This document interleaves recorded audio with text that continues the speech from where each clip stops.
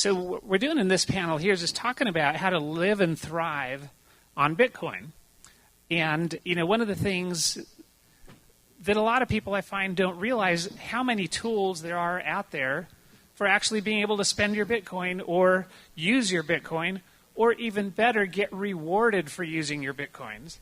And so these are all what I call power users. They've been around a long time, and they're doing cool things in the space. So what I'm going to do is just, unfortunately, the way our logistics are, we got 2 mics, so I'm going to hand one to the table here. And we're going to just let each of you introduce yourselves, if you just start down the line, and just tell us in this part when you first heard about Bitcoin, and how long ago was that? What was going on? Why were you attracted to it? So we'll just go right down the line. So. Hi, Michelle Seven. First of all, I totally feel like I'm going to throw up right now, and I'm sweating because it's the first time I've been on a stage since I was 17 years old. So that was 31 years ago. So thank you for being such an audience that I can dive in and not be too terrified. So thanks to you guys. So in 2011, I was a co-host on the radio show Free Talk Live. Mark Edge is outside right now in the hallway. You should stop by and say hello to him. And he and Ian Freeman had been taken to lunch by Gavin Andresen when, I guess it's January 2011. And we started talking about Bitcoin, and my primary interest was as someone who is, I've been debanked. So because of my political positions and my failure to file or pay income taxes, I'm not privileged to have either a bank account or to own anything or to have a passport. So for me, the blockchain was really what held the most interest for me, because I saw a way to use smart contracts and things like that to verify myself and identify myself and things. So that was really my primary interest, not so much the currency, which at the time it was worth, 50 cents or something. Yeah, so no one was looking to get rich. And secondly, my children, who at the time were 14, 16, and 18, did not have Social Security numbers because I am morally opposed to the federal government and also federal income taxes. So I never thought that I was morally in a position to assign anyone debt that they had not agreed to voluntarily. So I never got my kids' socials. And having access to jobs and the ability to travel was really... They didn't see a way that they could thrive before Bitcoin. They could live below the poverty line and remain anonymous kind of in that way. And they could basically work to sustain themselves, but there was really no way to own anything, and there was no way to participate in the marketplace. And lastly, my interest worldwide is that with only 1/7 of the world banked, and since that's the access to the creative and intellectual pool, I was really upset because I want to know what the other 6/7 of the world knows. I mean, all of the good ideas are not just a bunch of white people living in the Western world. I mean, I just refuse to believe that. So that, in a nutshell, is how I came to Bitcoin and why. All right. Well, let's start by saying that I'm not Bitcoin rich. I heard about it when it came out on Slashdot. I thought it sounded really cool, money for the internet, but there it went right into the back of my mind. Because I said to myself, how are you going to convince normal people to use World of Warcraft money? And I didn't see a way at that time. A few years later, I checked in again. Bitcoin had spiked to 250, and there were these great companies like Coinbase and BitPay that made it easy to use Bitcoin, easy to buy it, sell it, move it around. And I thought, wow, this could really be a thing. I sure missed the boat. So I started doing YouTube episodes of Mad Bitcoins. And I did maybe 5 a week for 2 years. So I did about 600 episodes in 2 years. And then I did the Bitcoin group and the World Crypto Network. And yeah, it was a lot of work. So I just wanted to spread the word about Bitcoin any way I can. And now I'm working at Purse.io, which we'll probably be talking a lot about here, because you can save 20% on Amazon when you spend Bitcoin at Purse.io. So everyone should try that out. Obvious plug.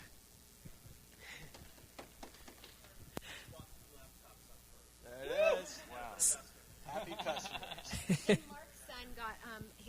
Mark's son at age 7, he traded in his Thomas the Tanks for Legos that he bought on Purse and got a discount. So, yay. Yeah, he got a huge Lego set. It's incredible. It's the Avengers flying battle carrier. Looks great. I wish I had it. Right on. Don't we all want more Legos in our lives? So, hi, I'm Stephanie Murphy, and you might know of me because I'm on the podcast Let's Talk Bitcoin. It's a podcast that's been going for about 3 years now on Bitcoin and cryptocurrency and blockchain technology. I also heard about Bitcoin in early 2011, from the radio show Free Talk Live. Gavin Andresen was on, and he was talking about this magical internet money. And, you know, Bitcoin was kind of like in my face. Like, I didn't really seek it out. I wasn't reading Slashdot, and I wasn't like going online and reading these cryptocurrency mailing lists or anything like that. I'm sort of a different kind of nerd. My background is in biomedical science, and so I was never really into the computer space so much. But I did listen to Free Talk Live, and every night there was a time period in 2011 where every single day they would talk about Bitcoin, and so I'd hear about it, and after a while it just became like, well, all right, I think I have to try this out. And at the time, as I mentioned, I was working in science, in biochemistry, and I had a lot of time to just sit in the lab and run experiments and sort of be by myself.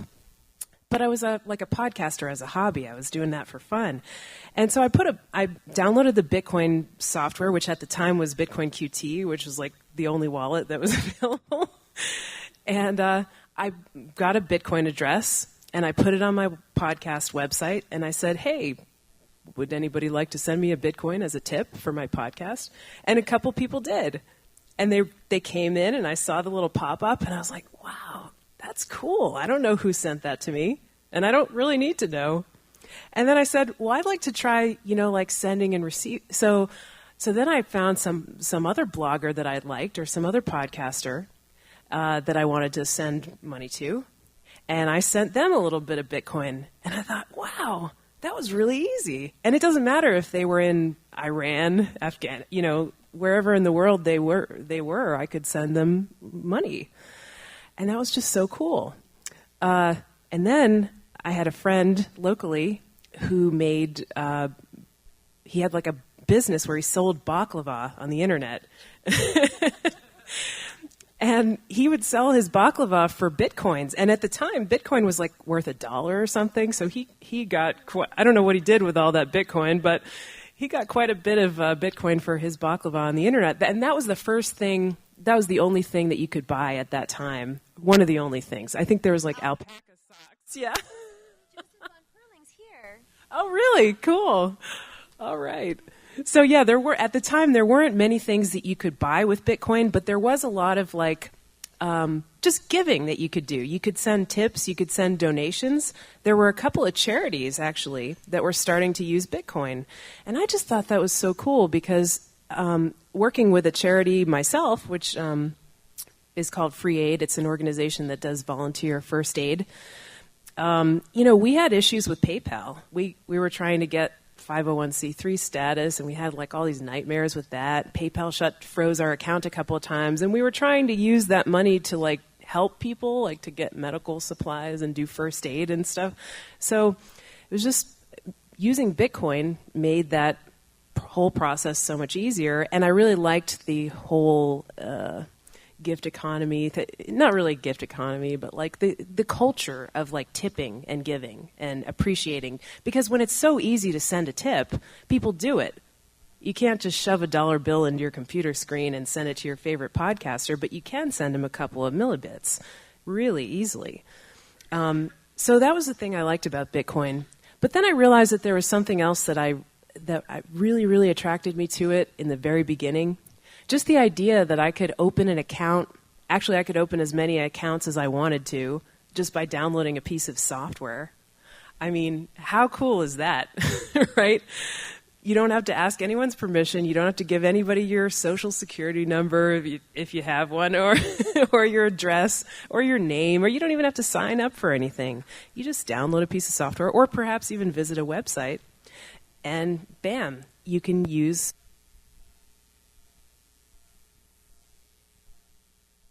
We'll trade them out here. So I've been talking too long. The battery's low on that one.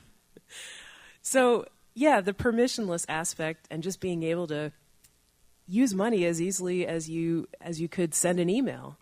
Why not in this day and age when you can send an email anywhere in the world and it arrives within a few seconds? Why can't we do that with money? So that's what I always thought about Bitcoin, and that's what excited me about it, and that's what still excites me about it. So Stephanie and I were living in New Hampshire at the time, and when this is going on, and I just want to make a note because there are only a few women here, and there's been this thing within Bitcoin, how come there aren't more women, what have you. When we were first involved, I knew more women that were using Bitcoin than I did men. So I know that that's not true that more men were using Bitcoin, but where we were, and it was all with Shire sharing, free aid, and what have you. So the women were involved, they just weren't VCs and interested in, I don't know how to say it politely, but yeah, so there at one time there were a lot of women involved in Bitcoin in ratio to men. And Stephanie and I were two of them, and Stephanie, in fact, was the first person to use Doge. Weren't you, or something like that? Oh, I thought for some reason you were like the first person who, that's the rumor. Stephanie Satoshi Nakamoto, everybody. It's on my name tag. It must be true. Yeah, no, I think you started that rumor, Michelle, about me being the first person to use Doge. No, actually, I think the Doge community doesn't like me because I didn't believe the whole bobsledding thing, and I talked about it on a podcast. But anyway, that's a story for another time. Okay. Thank you. Hello.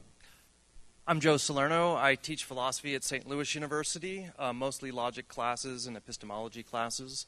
Yeah, I got into Bitcoin as a late adopter in 2013, mostly because I needed the money. And I think I saw an article on Bitcoin Magazine, and it was just a picture of the price going up and down and up and down and up and down, and I was thinking, well, maybe I should get in on that ride, at least in the up direction. And I think I needed a plane ticket really badly to Europe because, I just really wanted to go to France really badly. I actually had to be there, but had no way to pay for it. So that was and I had always dreamed about getting into day trading, I thought, because of some of my interest in strategy and strategy games and in, theorem proving and so on, that I might be good at day trading, although I had no formal training whatsoever. So, but conventional financial infrastructure is limited. There's relatively low access for small investors, and it's slow, and it's hard to get assets from one to multiple places for arbitrage, et cetera. So it was really hard getting in, but this opportunity just sort of opened up. I realized we found a way around those problems, and just within days was trading and paying for my plane ticket and more. So that's how I sort of got in somewhat selfishly. Today I like to think that I have other thoughts about it besides just how to make money. I'm in the early stages of starting a research group where we think about how to bring digital technologies to bear to help the unbanked and the financially marginalized in St. Louis, where in particular we have a serious problem. So you might have seen the news in Ferguson over the last couple of years, but even the data is pretty startling. I mean, we have one of the highest unbanked populations in the country. 30% of African Americans have no bank and so are forced to pay high premiums on other services to even just pay their bills. They need money orders, they need to cash checks, they need loans, and banks have some incentive not to help them out there. They make a lot of money. They support payday loan lending.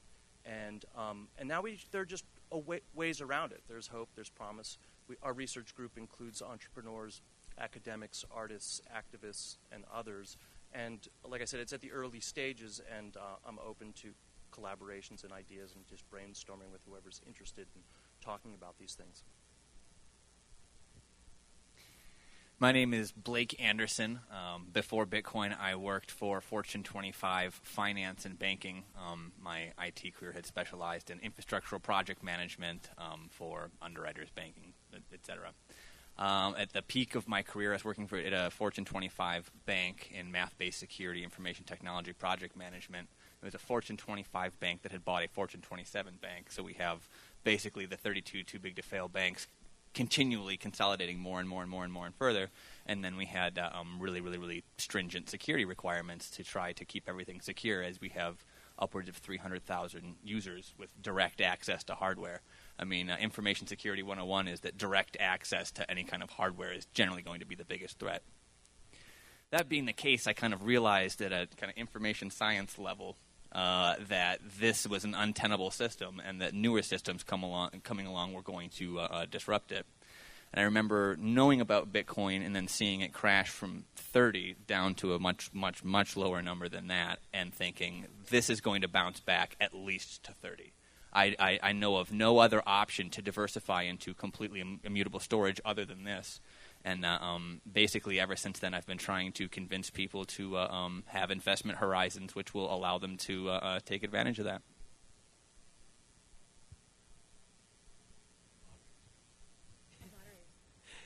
So we don't have... Oh, here's Stephen. He's looking for his microphone back. Oh, thank you. Question, I'll give it back to you guys. So the question I have is... some of you have been in a long time, some of you a little bit newer, and the topic is how to survive and thrive on Bitcoin. So I'd like to just pass it through you guys and share with some of the ways you use Bitcoin as far as living, supporting yourself. And you mentioned a little bit about earning Bitcoin as well. So elaborate on that, and Purse is a great tool, so you can dive all you want into that too. But share with the audience members how they can use Bitcoin today and why it's better. Because it has to be better, otherwise no one will do it. So we'll start with you, Michelle, again. So we'll start on this end and we'll work our way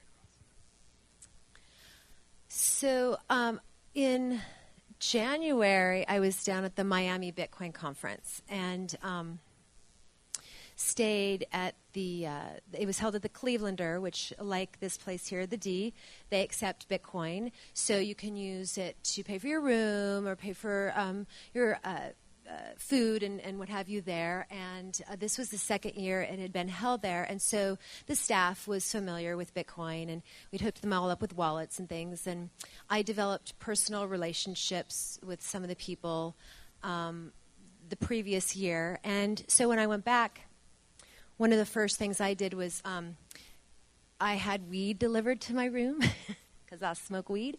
And I paid for it in Bitcoin. So that was my first thing that I did when I got there. And, is it legal? I'm not sure. I can't keep up. I was in Colorado. Yeah. So I ended up getting hired for a job. And you ended up getting high. Hi. And for a job to come down the following month, which I did, and I stayed for a week, and I was paid. I don't remember what it was at the time. It was like 20 Bitcoin or something, and I thought, wow, my kids are now 20, 22, and 24, and I'm transitioning away from being mom. I thought, I don't have anywhere to be, and the weather's really nice down here, and it's really cold in New York. I think I'll stay, and I'll stay as long as I can use Bitcoin, because I don't have very much USD anymore. So I thought, well, this will be fun. I'll see, maybe I stay for the weekend. And I was able to stay for 4 weeks, and that was really fun. And the only thing that I didn't use Bitcoin for was Uber, and someone hooked me up an account so I could use Uber and it went to their card or whatever. But in any case, I was able to buy my groceries at Whole Foods, and BitPay has through gift cards. So I was able to buy gift cards for things. I was able to work out with some people who ran Airbnb, and they allowed me to pay for rooms and things and their home in Bitcoin off of the Airbnb thing, but I knew them personally. They just, whatever. So in any case, so I was able to eat food. I was able to go out, and I kind of had to go to the same, places over and over again. But every time I did, I was able to, evangelize and talk to more and more people, to where by the end of my 4 weeks, pretty much everyone that I interacted with had a Bitcoin wallet and was looking for ways in which they too could be operating within the Bitcoin system. So that was one thing that was a really fun little adventure for me, and that's it. All right. Well, with my survival was mainly based upon the QR code. If you put a QR code on the end of your videos, people will tip you. Maybe not very much. And again, if the value of Bitcoin is going up, people will tip you more. When the value of Bitcoin is going down, people will not tip you at all. That's one thing I learned. I also learned that the QR code is very flexible. If you put the QR code on top of a Photoshop and you say, I want my friend from England to come visit us at the Bitcoin in DC convention, people will donate, and we can bring my friend from England to come visit us. And this is all because of the QR code. The public address of Bitcoin you can put anywhere. You can put it in your email signature. You can put it at the bottom of your blog, at the bottom of your YouTube, your SoundCloud, and people can copy and paste that and donate it. And the same way, you can make Photoshops, you can make banner ads, things with a QR code, and they can just scan it and donate directly to you through that Photoshop. So I really think that it's the QR code, tipping, and the ability for people that create art to finally get paid for it by donation on the internet that's helped me survive. Cool. Well, I like what you said there about people creating art and Bitcoin enabling them to get paid for it. Yeah, it is pretty different than anything we've seen before, because people do tip when it's easy. It reminds me of this story I heard about a musician in Iran, actually, and people in the U.S. can't send PayPal payments to Iran for political reasons, and it's not allowed by the government. And so if you want to send an Iranian musician a tip, what are you supposed to do? Well, Bitcoin. So the main way that I want to talk about surviving and thriving on Bitcoin is, I mentioned I was a scientist before. I actually made a major career change, and now I'm a voice actor. So it's quite a big difference. I went from sort of like this almost corporate world of science to doing my own thing, having an internet-based business where I can be pretty much location independent and do some other things as well. And the cool thing about being a voice actor and having clients all over the world is that Bitcoin just makes it easier for them to pay me.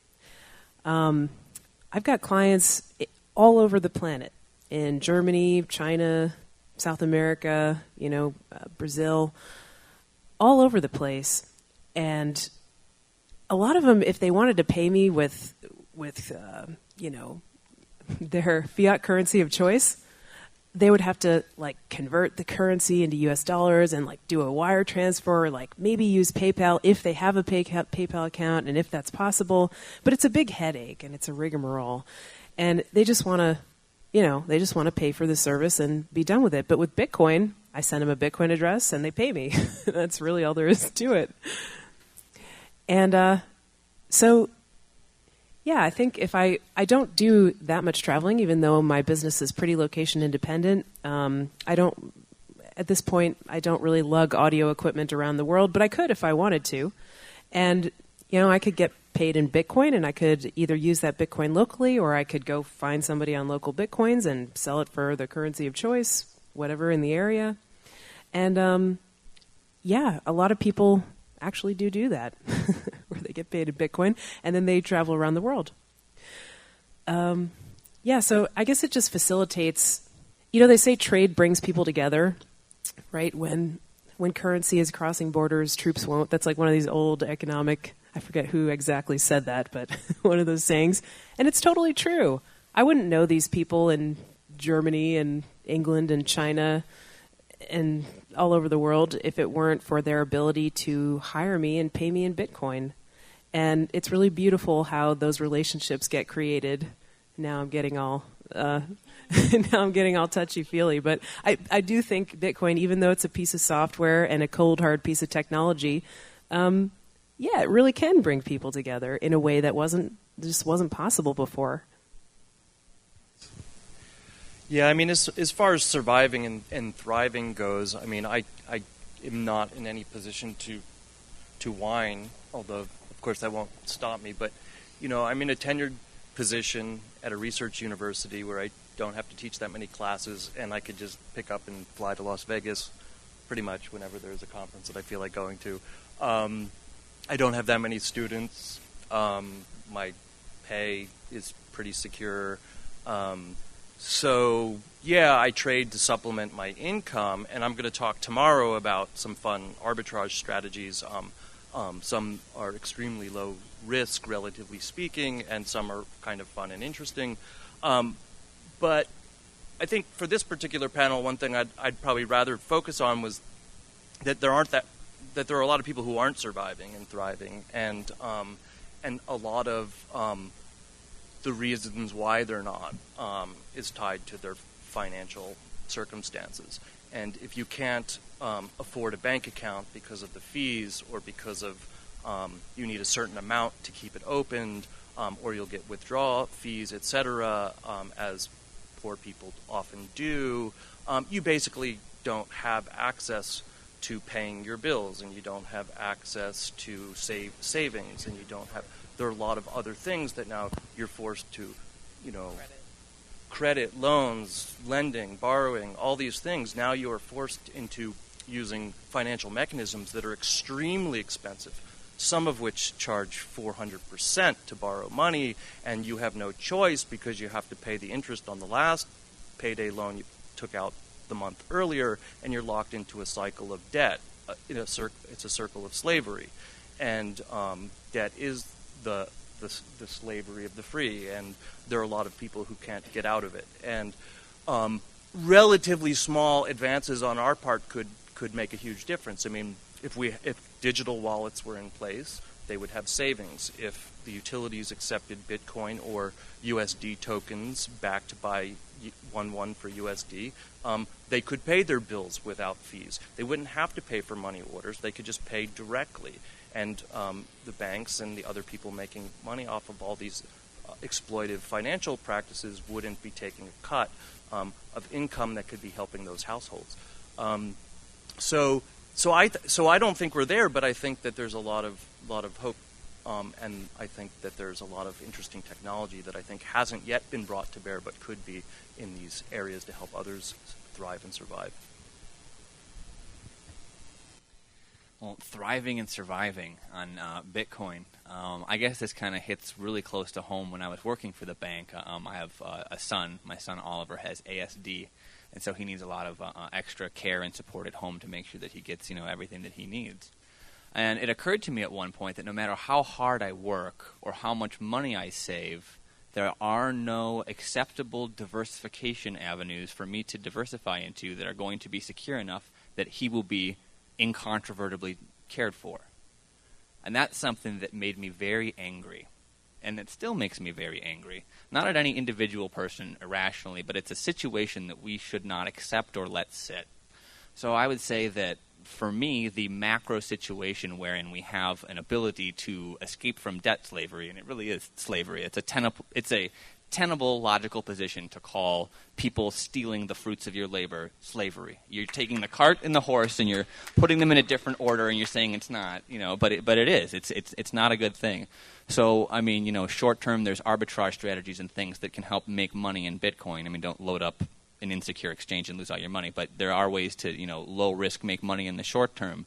But in the long term, the network effect that Bitcoin has achieved and the hope that it gives certain people that really are not living high on the hog, that just want enough for their son to be taken care of, are given hope that that's something that they will be able to do that eventually, that eventually there will be a diversified option with a long enough investment horizon that you can really, really trust it, and that made my life fantastically happier. So I'd like the panelists to, as we close out, and sure you can add to that, Michelle, but on this last segment, as we wind this down, I'd like each of you to share with us your favorite merchants or services that you've spent Bitcoins at, where you find you get great value.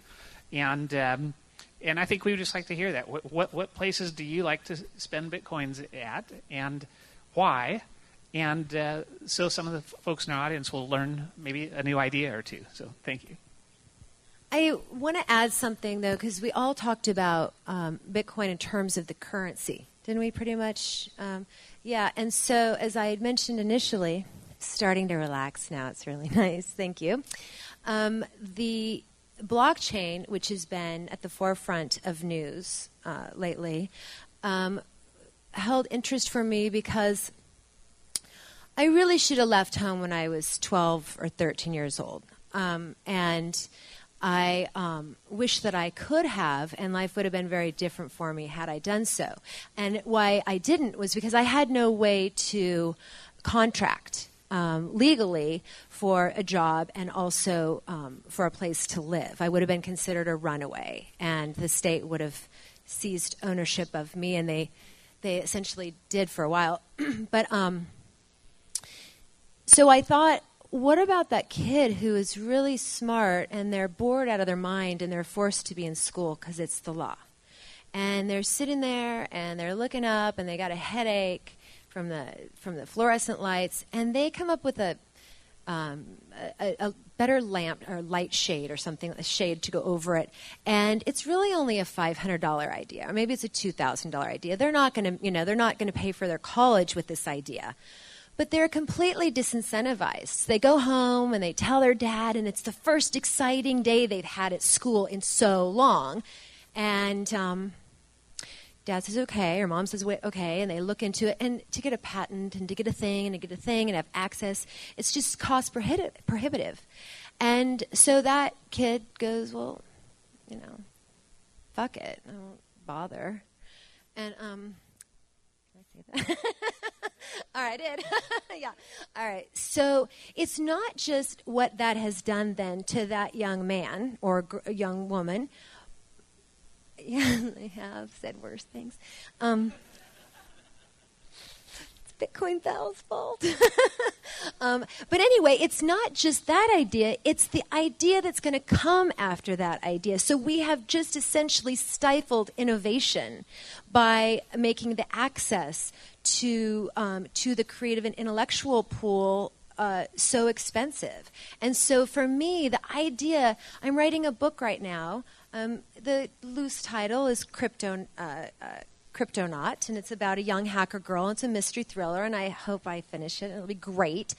But I'm not going to go the traditional publishing route. I'm going to publish it to the blockchain and hope I get paid in Bitcoin from all y'all. But I want to be able to show that this is the proof of my creation. And we all can agree, I happen to be an anarchist, but we all agree that fraud is wrong. And so it's going to enable me to show that I have created this. And just like it would have been able, that young man for a fraction of a penny would have been able to show proof of creation or proof of concept with his lampshade thingy. So it's not just the currency that for me has been so valuable, but it has actually given me hope. I'm almost 48 years old. I've finished my career raising my kids, and the idea that that I can't be productive is really dehumanizing. That I can't, have what I am able to make or ideas or whatever, that I can't participate in that. And so I think for me also the blockchain is how I am planning to survive and thrive, is through that use.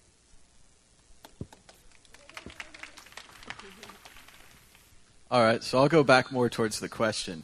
I like to spend a lot of money on Amazon.com, right? So I buy books and movies and just everything, right? And I love it when it gets there right away and fast, but I've started using Purse.io because I can save 20% with Bitcoin. And Purse is a marketplace where basically you set up your Amazon wish list, you put your Bitcoin in escrow, and you say, I'm willing to pay 20% less or 10% less.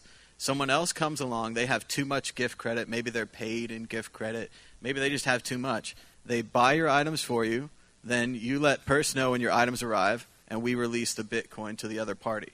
So what we're doing is we're using escrow, the held money, to make online commerce safer and to allow everyone to buy anything you want with Bitcoin at Amazon.com. So everyone should try this out, Purse.io. If you use the code TOM when you join, you get like a free millibit and it shows up good for my bosses. So thanks a lot on that. Awesome. Oh, you got your own coupon code. Moving up in the world. Well, I actually like Purse too. Actually, I was going to say I'm kind of on the other side of it. I have a couple of websites where I have like affiliate links, and people buy Amazon stuff through the affiliate links, and so I get affiliate credit from that. But sometimes I end up with credit from like Amazon UK or Canada when I don't live there, so I can't order stuff from those websites. So what I was doing with it before was just giving it to friends who lived there and just, hey, here, have an Amazon gift card. I can't use it. But now I can turn it into Bitcoin with Purse. And it's not like 100% because I have to sort of eat that discount for people to be willing to trade with me in that way through Purse. But hey, it works. It's better than what I was getting before. And I've also used Purse from the other side too as a buyer of stuff with Bitcoin. So yeah, that's my favorite place. Gift exchange. I haven't used Purse together with Amazon in that combination yet, but in a related merchant purchase through Overstock. I like Overstock a lot. They accept Bitcoin. They were accepting Bitcoin, I guess, in 2013. I like the CEO. I like his energy. I like his attitude. He's an innovator in our field. But my favorite place to spend Bitcoin, which would definitely be of interest to everyone in this room most likely, is cheapair.com, because they take Bitcoin for flights. And I bought my flight to get here with Cheap Air, and I probably spent the most amount of Bitcoin to a merchant at that site. They donated to BitGive. Yeah, Overstock is an amazingly powerhouse company in our space that's actively helping us achieve network effect and credibility and everything. So, I mean, I was going to say Overstock, but he stole it from me. Probably because I was whispering to myself, and I stole it because I mumbled to myself. How do you spell that? But I guess like a throwback company, BTCS, I think is what they're called now, bitcoinshop.us. I bought a lot of stuff from them way back in the day. I built a mining operation, needed some like ultra gigantic, cool air filter BTU things. So bought a whole ton of them off of BTCS or bitcoinshop.us. They didn't have them listed. I contacted their CEO, and he's like, yeah, well, there's no reason for us not to strike a deal and make that work. So there were several big purchases that I made early on that I would not have been able to make without BTCS or bitcoinshop.us. So shout out to them. They're a great company. Also, Overstock is great, and if you have, the time horizon to use Purse, I mean, there's almost nothing better than saving money and being able to use, anything that you want on Amazon. So Purse is arguably a killer app for Bitcoin. So kudos there. All right. So I want to add a few places to that. So as many of you noticed who registered for this conference, the only way you could pay was Bitcoin, right? Unless you brought cash to the door. Because I got into Bitcoin because I don't like middlemen. I don't like anyone telling me what to do with my money. And so we used the Mycelium Gear merchant app. And it's very basic, as you noticed, those of you who checked out it, it's not perfect yet. But hey, no PayPal. How many of you ever had a PayPal account frozen on you? I've had several times. Money tied up for months, right? You've had they claw back money from you. Okay, so yeah, your merchandise is gone too. So yeah, so we paid for the. Why did we choose the D Hotel? They take Bitcoin. We paid for this entire event in Bitcoin. The hotel rooms we paid for in Bitcoin. Cheap Air, we travel on Cheap Air. All my domain websites go through Namecheap.com because they take Bitcoin. I've shopped on Overstock, egifter.com, or Gift for your phone apps. Gift is awesome. Yeah, so you get discounts when you shop. So I'm standing in line at Staples buying supplies for this event. I open the app. I pay with Bitcoin. I get a 3% discount. So Bitcoin, you're going to see more and more of this happening, especially as we see this trend in price, hopefully sustainable, but the move in the moving back up again. What, up 30%? I guess, what is it now? It was 25% this morning. Maybe it's 30% tonight. Price has gone up in the last 2 weeks. merchants are going to give you discounts so they can get your Bitcoin.